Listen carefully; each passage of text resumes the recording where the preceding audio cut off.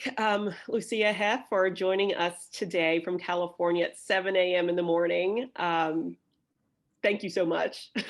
Hopefully you have your coffee or caffeine or whatever to keep you awake. And I am Jackie Bangs. I'm the Arts, Media, and Communication Advisor here at College Career Education Center. So we'll be leading this conversation. I know that the folks who are on the call are folks that are interested in journalism generally, and also international students who are interested in Lucia's career journey. So we're going to honor all of those questions. And as I told the students who are present with us, that they're really leading where we're going. So feel free to put anything in our chat that that you want me to cover, want Lucia to cover, and we will get to that. So Lucia, I know we chatted over the summertime. You were part of a larger journalism panel, and there has been some fun developments in your life since then. So I wonder if I could turn it over to you, just brief introduction, and maybe for everyone who's on the call, a sense of maybe a little bit of what you did in Georgetown, like what that looked like. Of course, all your Georgetown 411 details. When did you graduate? What did you do? And as you left school, what are the things that you did? You had a very really interesting path into journalism and the things that you cared about. So I'm going to let you take it over from here. Absolutely. Thanks, Jackie, and thanks for the invitation. It's always great to connect with students. So my name is Lucia. I was born and raised in Argentina. My parents are Chinese, so I grew up kind of between those two cultures. When I was 18, I moved to DC to do my undergraduate studies at Georgetown. I majored in international political economy at the SFS, did a minor in Latin American studies, and graduated in 2015. During my time at Georgetown is when I discovered my love for journalism. I remember I started taking photos for the Georgetown Voice. Photography was always one of my hobbies. And then one of my really good friends was the news editor at the time and asked me to write a piece.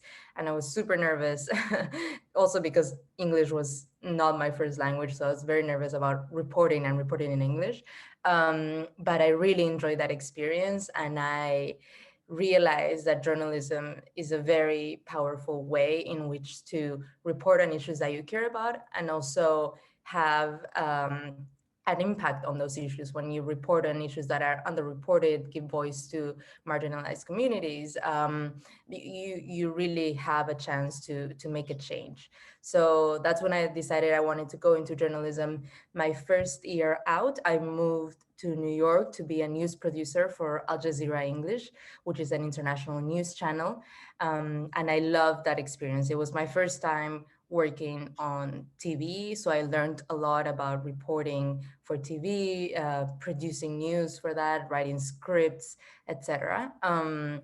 And at the end of that year, as the international students might know, my OPT expired. So the OPT is what allows you to work in the US for 1 year after graduation. And because of that, and because I always kind of wanted to go back to Latin America, I decided to move back to Argentina. That was in 2016.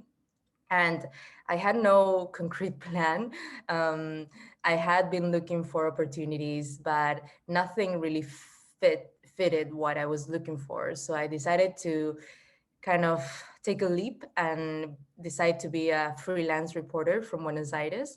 I bought myself a camera and a microphone with my few savings, taught myself how to film. And that was the time when, you might remember, a lot of the news outlets were doing these short 2 or 3 minute videos about news stories, but very visual.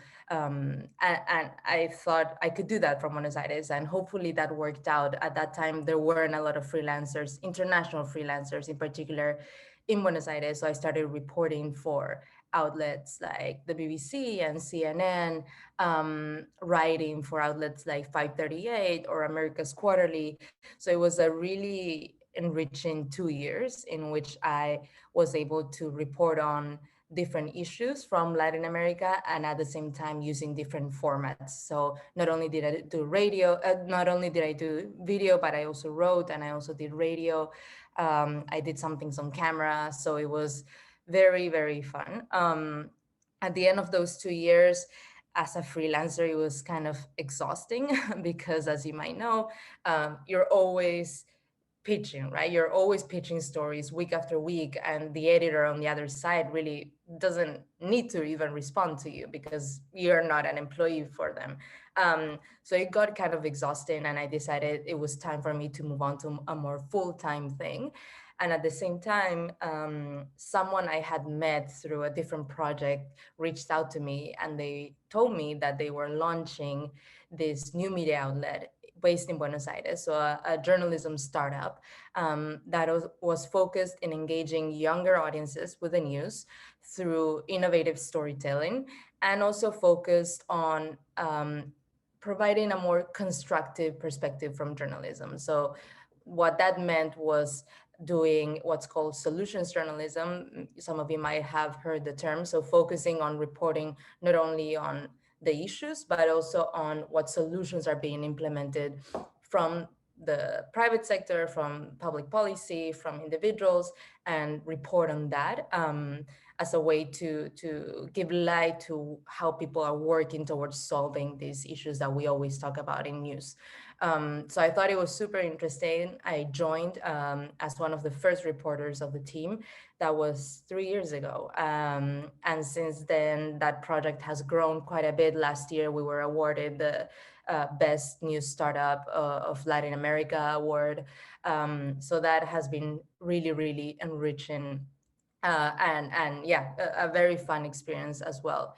And that's about it. So I'm currently in California. I moved here last August because my fiance is doing his MBA here.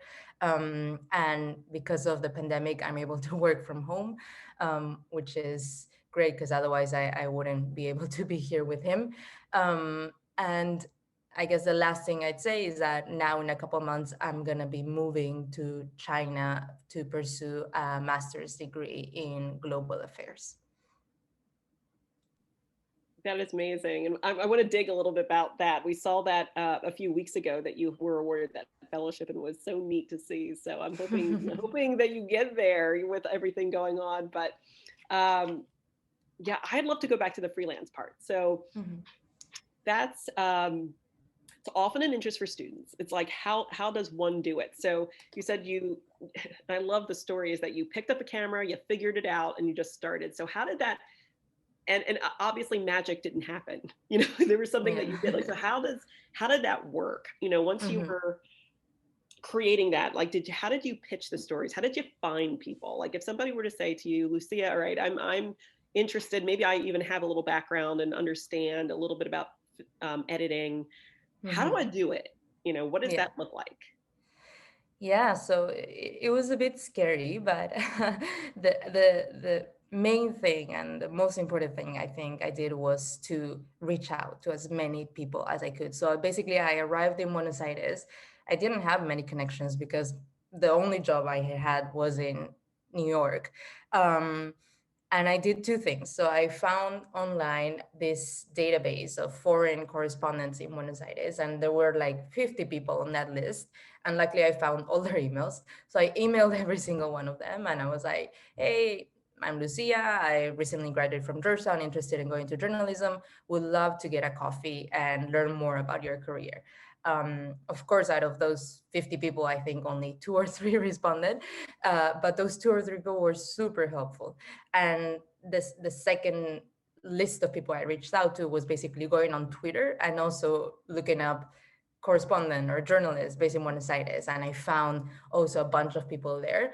And I ended up meeting with, so the new Bloomberg News Bureau in Buenos Aires, and the then BBC Correspondent for Argentina, and all of them were super, super helpful. And eventually, some of those conversations led to concrete opportunities, and some of them didn't, but we ended up forming. I remember I was the new person there, and because I had made all these connections, I knew all of the journalists, and I started doing these monthly happy hours with journalists, with international journalists, organized by me. And yeah, that was a great way to connect with people as well. But yeah, so for example, the BBC correspondent, 1 year after we met, she left. She moved to Italy, and she recommended me to take over her position in Buenos Aires. The Bloomberg News bureau chief recommended my name to someone in Bloomberg, Mexico, and I helped out doing some research for a story they were doing. So I think that was key, connecting, reaching out to people, not being shy about it, not being worried that people will not respond, because the few people that will be really authentically interested in helping you out. So that was it. And then obviously you look up for opportunities, more official opportunities in platforms. There was at the time this platform called Story Hunter, which still exists and is in the US as well. It's mostly for video journalists, and they're basically media outlets post stories that they need reported on, and then they connect those media outlets with journalists that are in that area and have those skills. So that was a more formal way of finding opportunities. And then just looking up emails of media outlets or editors that I knew ran interested stories on Latin America, and just sending them emails and pitching them stories. And eventually some of them responded and were interested. That is so cool. I mean, also, I'm curious, if did you come in knowing any video editing software, or was it like, here's a camera, things are going to happen. I have stories I want to report, or is it I'm curious about that. How much did you Yeah. know? So I took a class at Georgetown, actually, I think my senior year, and it was about basic filmmaking. And I learned the very basic things there. How to film, how to record, how to cut and paste in Premiere. So I had that base, but again, it was very, very basic. So these things I was delivering, my deliverables to these media outlets were oftentimes like a full edited package. So a lot of things I had to learn on my way, and just Google and look up videos on YouTube and hope that I wouldn't, make any big mistakes, especially when you're filming on the ground. And it's different to film something when you're in a class and you're going on campus and interviewing your friends, than being in the middle of a protest with thousands of people in Buenos Aires, and it's raining, and you want to make sure you're yourself, and you want to make sure you get the audio right. You want to make sure the camera is on focus.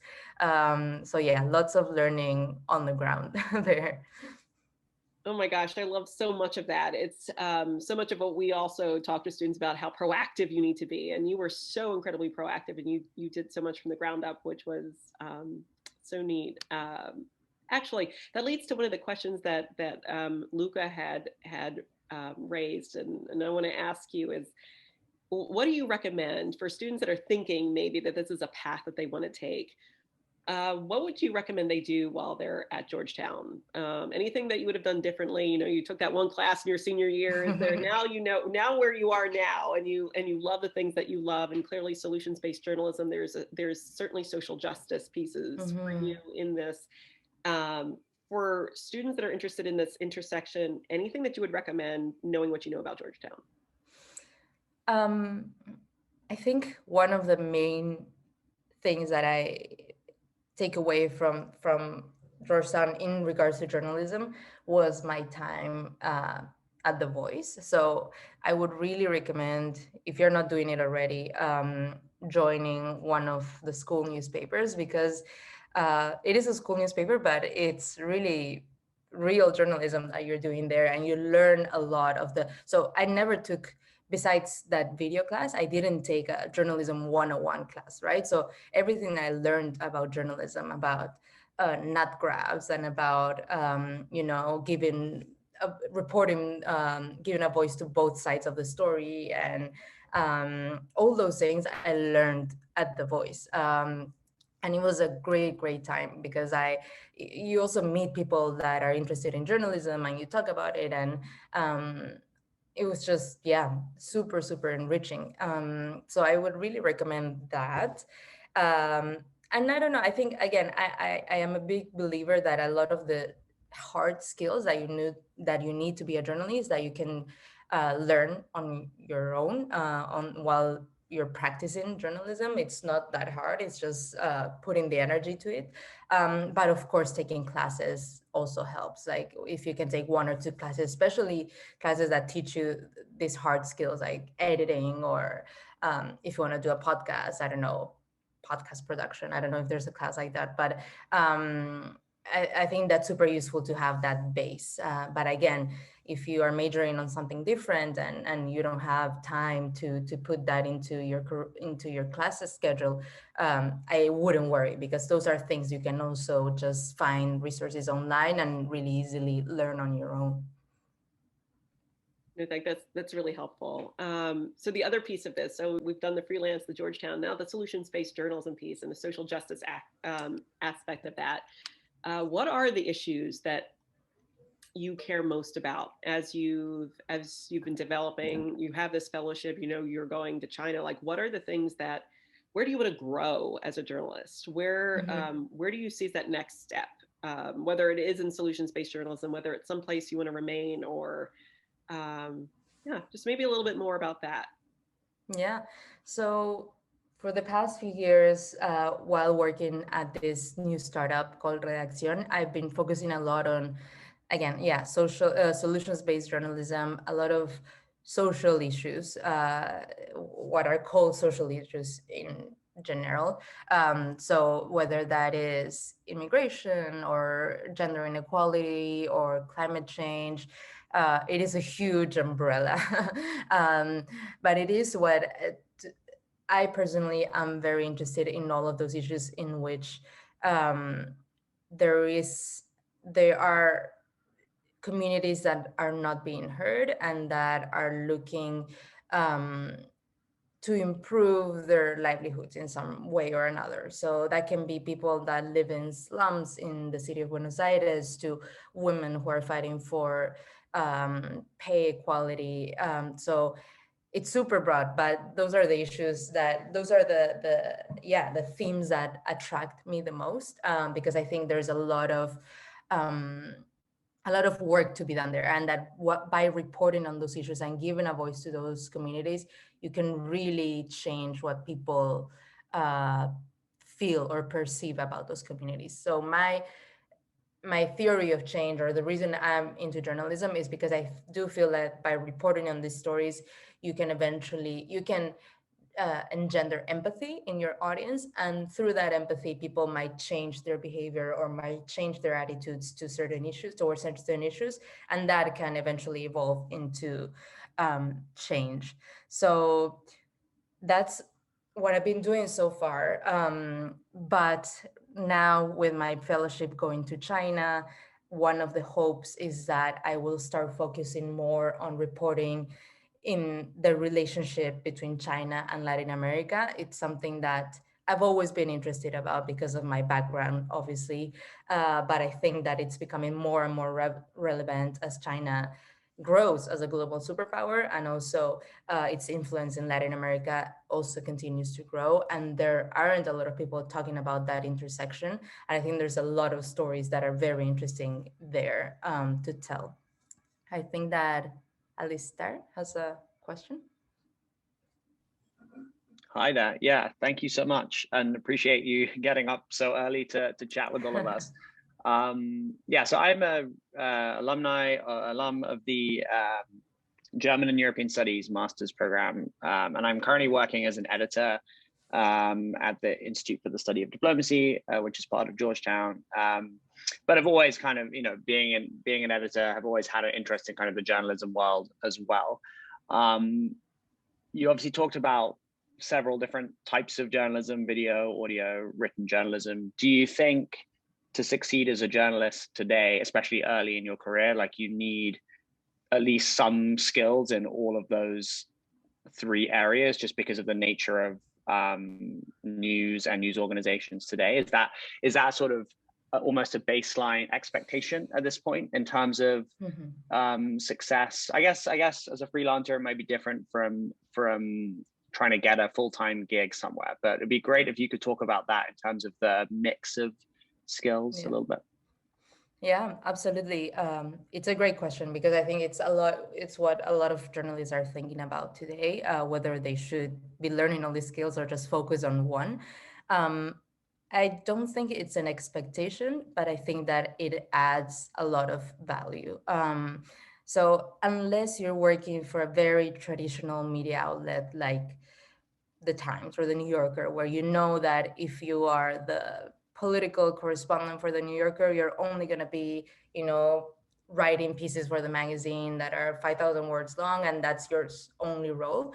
But if you work for the newer media outlets, I think there is not an expectation, but having other skills really adds value, because more and more you see this multimedia content in which you not only have the written piece, but it's combined with, a short video piece or infographics that accompany the article, or even audio pieces that accompany the article. And even in the New Yorker, there's a very interesting story that I was reading now about Xinjiang in China, so the Muslim minorities in China. And it's a super long piece, but if you see it online, it's combined with all these multimedia elements.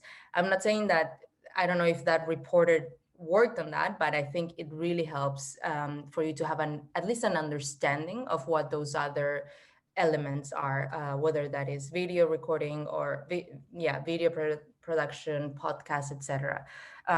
So I would, my recommendation would be to build a basic understanding of all of those. It doesn't mean that you have to know how to produce a podcast from zero to publishing, but knowing what it takes and understanding the importance of audio and understanding the importance of video, I think really helps. And to finish up, as an example, we at ACCIÓN have been hiring new people recently. And for example, we hire someone to deal with our memberships, but that person had done content, social media content for their previous media outlet. So now she's doing, stories on Instagram and actually reporting on stories on Instagram. And so I think it really helps to have that foundation, because it also means that once you have a job, you can also expand to other areas and experiment with new formats as well. Thank you. Yeah, and I do have another question, but I don't want to monopolize, so I can come back to it later or now, whatever works for you. Go ahead, Alistair. Go for it. Okay, sure. Thanks.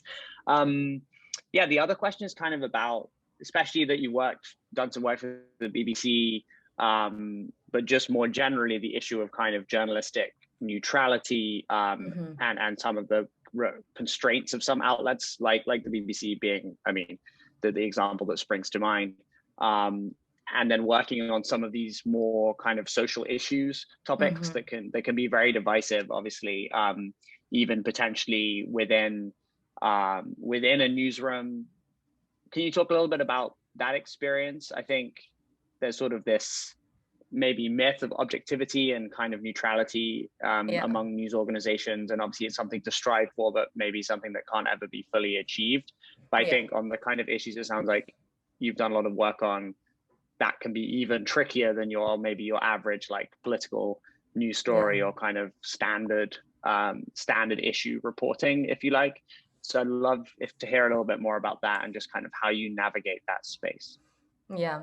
No, I think the question of neutrality is key, especially now when you see even more polarized perspectives and media outlets.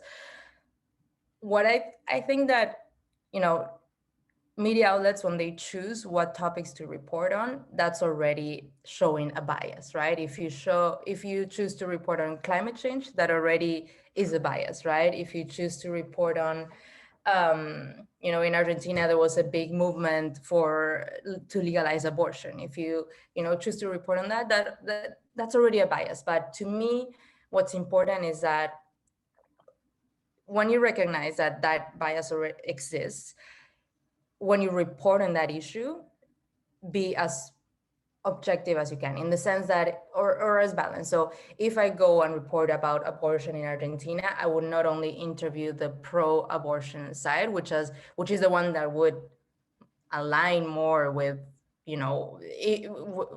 the outlets that cover the abortion movement in Argentina are outlets that clearly, usually you can tell that, oh, they're for it as well, but in our coverage, we were trying to give voice to both sides. So we would go to these marches, interview the people that were on the pro-abortion side, interview the people that were in the pro-life side, and try to really shed light onto both sides and their arguments, without passing our own judgment about that. And I think that's key, because otherwise you're just creating this bubble in which the people that follow you are people that believe the same thing as you, and it's just not constructive at the end of the day. You're hindering from people having important discussions, when they don't have the same opinion. So again, I think media outlets inherently have to be biased when they choose what they want to cover, but once you choose that topic, you have to be as objective and as balanced as possible, in your reporting.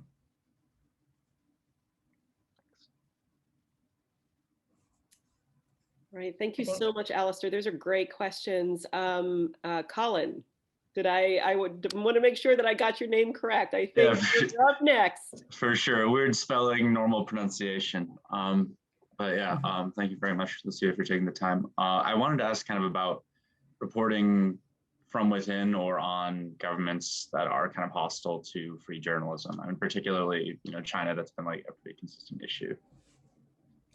Yeah, so I haven't have that experience yet, but it's something that's definitely on my mind when I applied to this program as a journalist. And now that I'm going to be going, it is something that, makes me a bit nervous.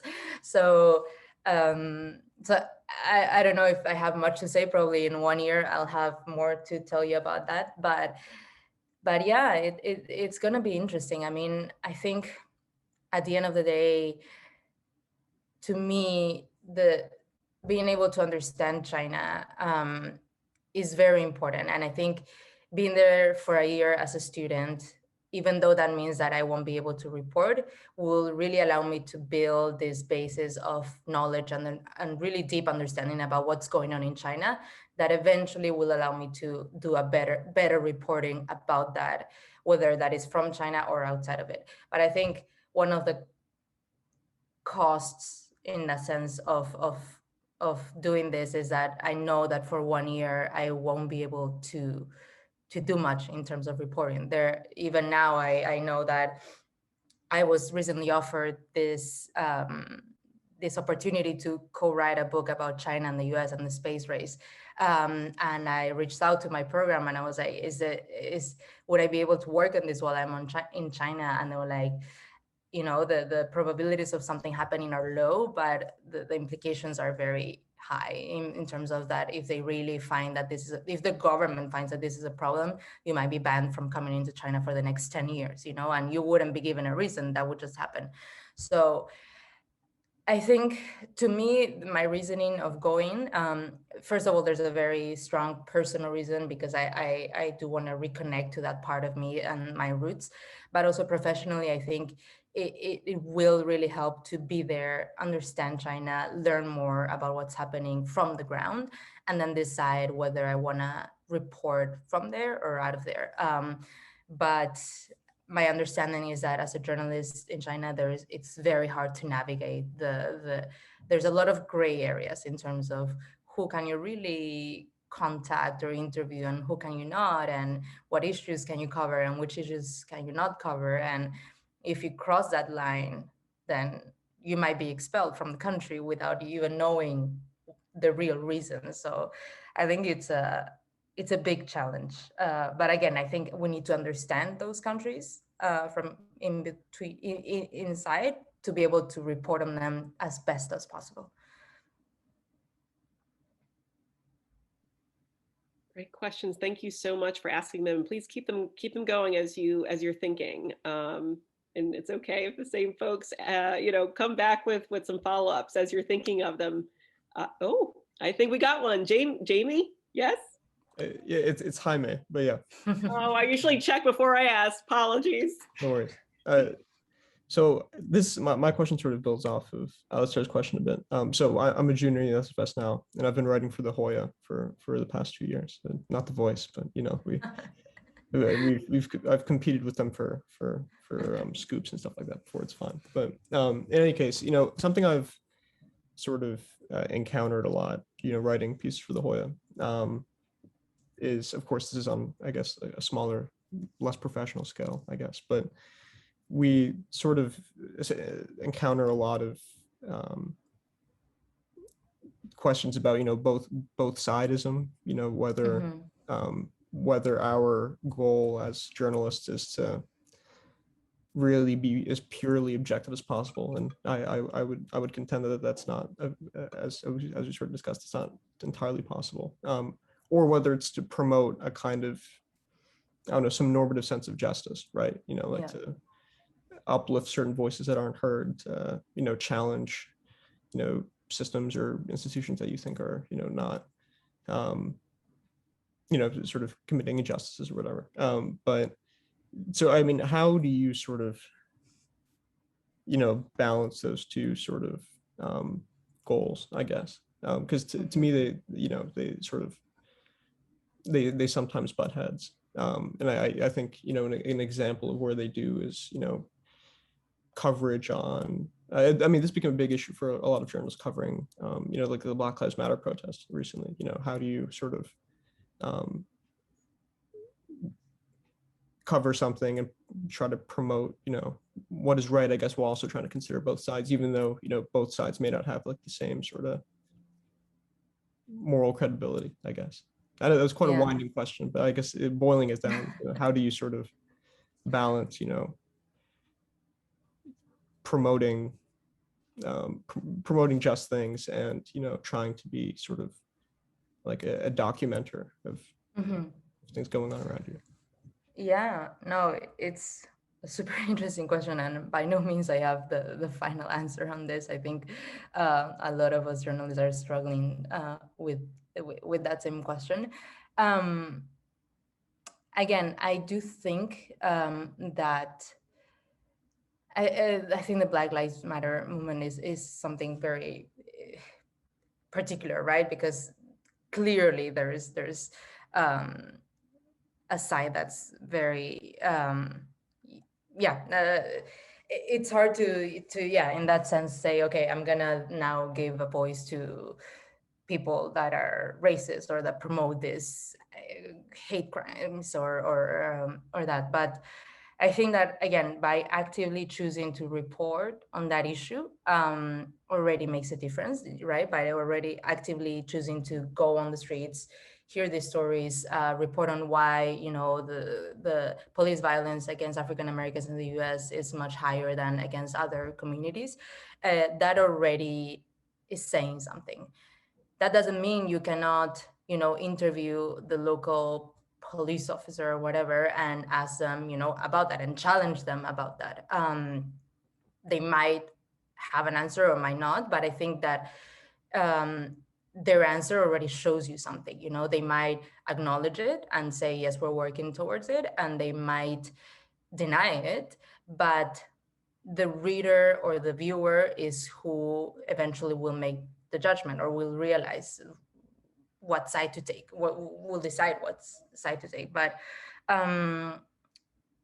it's hard. I think especially with this more like human rights issues, when you clearly see lives that are being destroyed in this case. But I do think it is important to at least give the other side a chance to defend themselves, because otherwise a reader or someone that obviously, a lot of people will share your perspective on this, but someone who might not will say, okay, but on this story that they're reporting on, they only show one side, like they're completely denying the other side, which is the one I believe in. So I will totally disregard this content because it's clearly biased, right? So I'm trying to think, like, for example, with the human rights abuses in Xinjiang, which is this Muslim minority region in China, and there's been a lot of reporting about that. I think it's super important to uncover what's happening there and really talk about the human rights abuses there. But that doesn't mean that in a 5,000 word story, you can't reach out at least to the Chinese government and say, hey, we're writing a story about this, want to comment, right? At least make the effort. They're probably going to say, no, we don't want to comment. And you put that in the story, and that already says something. And if they do want to comment and they say nothing's happening there, well, in your story, you have all the evidence that says that something is happening there, and the reader will make make their own conclusions.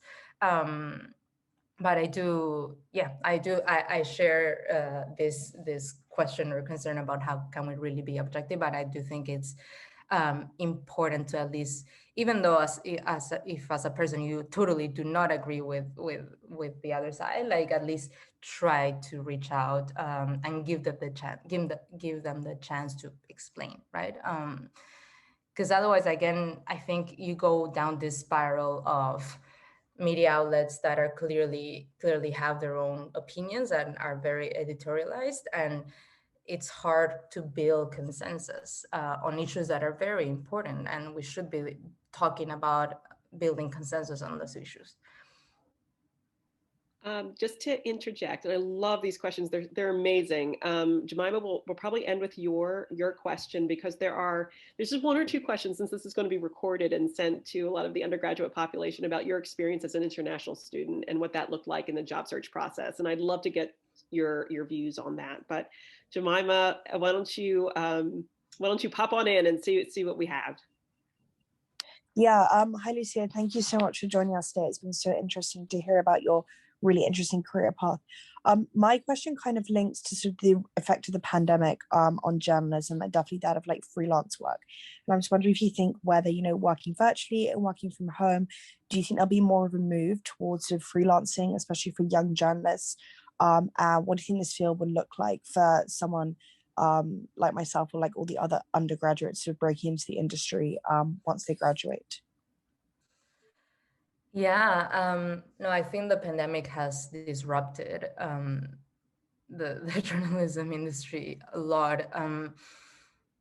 As a freelancer, so I think it could go both ways. I think something that's quote unquote positive about the pandemic is that it has allowed journalists to do their work from their own home or from different parts of the world, no matter where they are. It's become much more common to, reach out to someone that's not in your same city and interview them via Zoom, and, that becomes a video, or that becomes a podcast, or that goes into your story.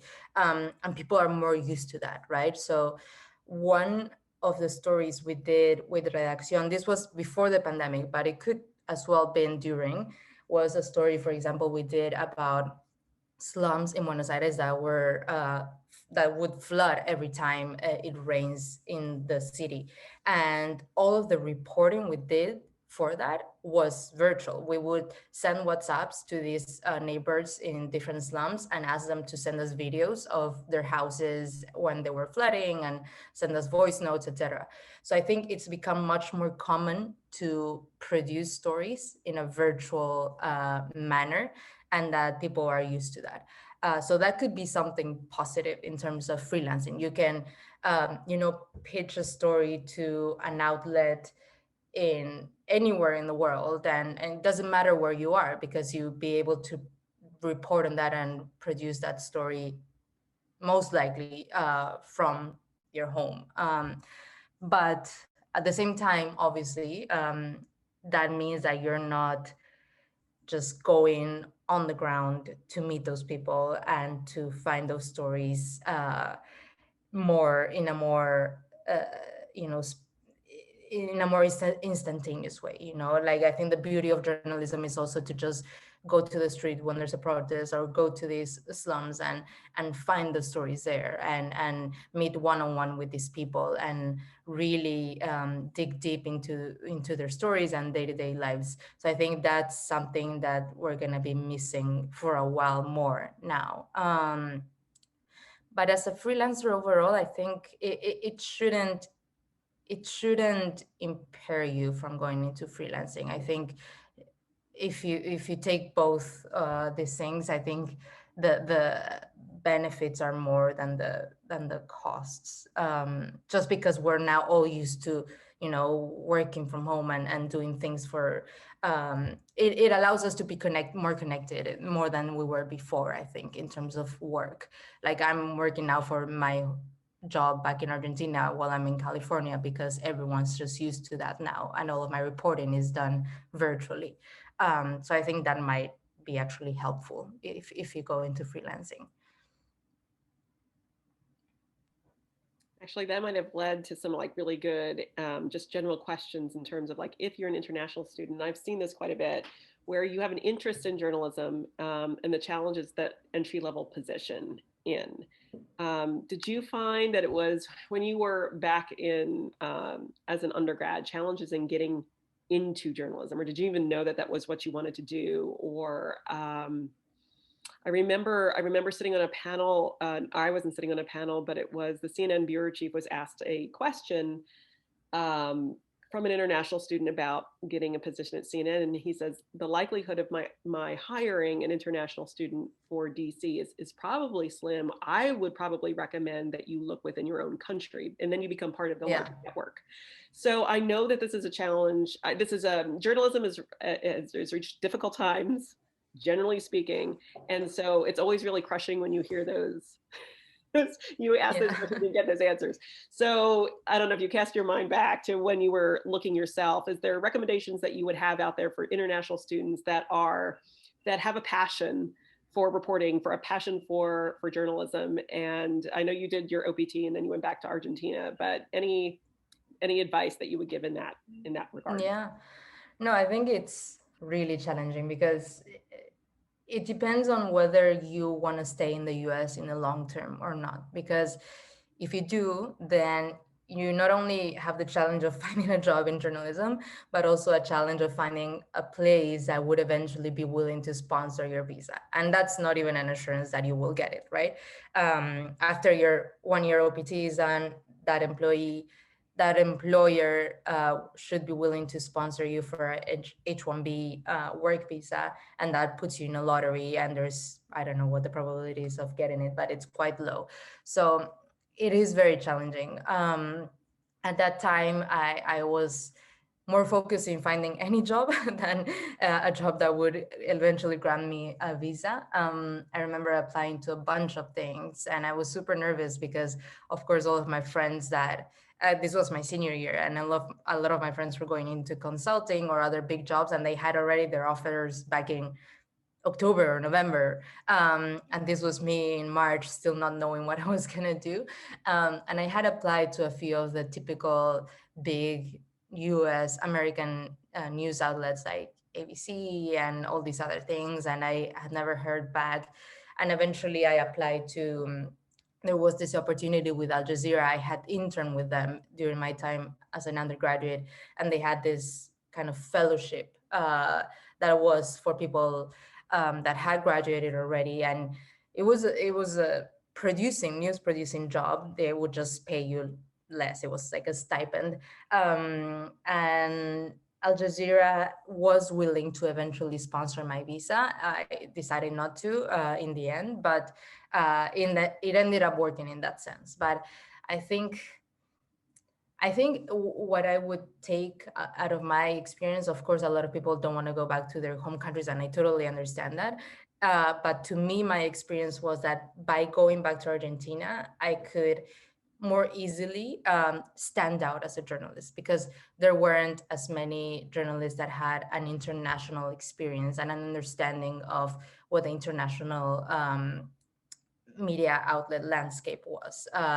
Someone that knew how to report on English, and both on English and my local language, right?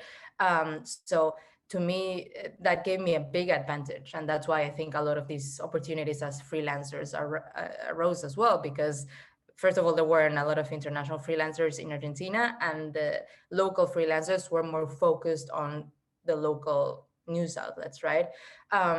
So I think I'm sure that I wouldn't be here today if I had stayed in the US, because in the US, I think it's much harder to climb up through those ladders, especially when you go into big media outlets. Whereas, at least again, back in Argentina, it was much easier to stand out as a reporter, because just the media landscape was so much smaller. So yeah. So, but I think it really depends on one. And if your priority is to stay in the US, then I would say, yeah, try to find probably international media outlets that have a base in the US are most likely to be willing to sponsor visas or yeah, know more about the process. No, it's very helpful. Thank you so much. And I want to thank everyone that participated. It was really, I was chatting briefly to Luca, who put together this event and all these wonderful questions. And I said, this has been so much fun for me to have so much involvement. And I want to thank Alistair and Colin and Jaime and Jemima for asking such fabulous questions. And I guess I want to end, Lucia, is there anything I did not ask, or anything that you heard in the questions that were asked that you felt that you would like to end with? I know it's a question I ask and everybody's usually befuddled. I'm like, I don't know, not sure. But if there's anything that you feel like would be helpful to end with, thoughts, takeaways. I think looking back to when I was starting my career, I think one of the big questions you ask yourself at that time is, should I be aiming for, a job at the New York Times, even if it is the smallest little job there, or should I be going for a more interesting job in a smaller media outlet that's not renowned? And I think, and especially in a place at Georgetown where, the name recognition is such a big thing. But I think it is in those smaller outlets that you get to learn more, because it's more likely that you will be given more responsibilities.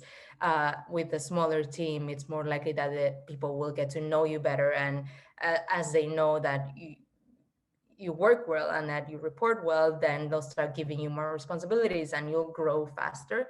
I know in one of the other panels we had with journalists, there was a colleague, also a Georgetown graduate, who had worked at The Voice. We knew each other back then, and he took a job at the New York Times, and he was helping research the morning newsletter for the Times. And he said, I kind of regret going there, because I know that I could have gone somewhere else, maybe smaller, not as well known as the Times, but I could be doing my own reporting, right? My own stories. And I think that's key. I think, of course, ideally you'll get a job that's interesting in a big outlet, but I think that at the time when you're trying to find your first job in journalism, there's a lot of pressure of saying, like, I want to go to CNN, or I want to go to this big outlet, but don't ignore the opportunities that might come out from smaller local news outlets, because some of those opportunities are the most enriching. No, thank you, Lucia. This has been great, informative, and fun. So it's been a great hour. If anyone has any questions that will take us to like 2 minutes, feel free to ask now. And yeah, just also feel free to reach out to me with any question. I can put in my email in the chat, and as you know, I've emailed a lot of people just with random questions. So feel free to reach out. Great. Well, thank you so much again, everyone who came and participated so actively. Thank you, Lucia, and good luck in your. I would love to have like a part 2 at some point, whether there or after, to learn all about it. And again, thank you, Luca, for all of these series. I know that there's one coming up about a documentary filmmaker, which I'm very excited to listen in on myself. So thanks to everyone who made this happen. So have a lovely rest of the day.